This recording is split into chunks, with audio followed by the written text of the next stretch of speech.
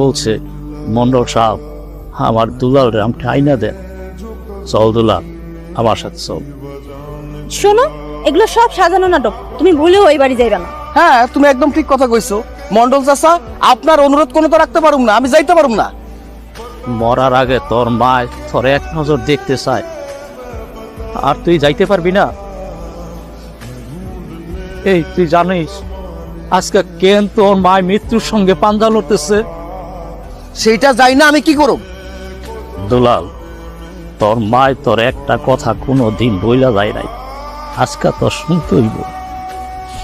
তোর জন্মের পর তোর দুইটা কিডনি নষ্ট হয়ে গেছিল, তারপর তোর মার একটা কিডনি দিয়া তোরে বাঁচায় রাখছিল, আর একটা কিডনি নিয়া জীবনের সঙ্গে যুদ্ধ করতে করতে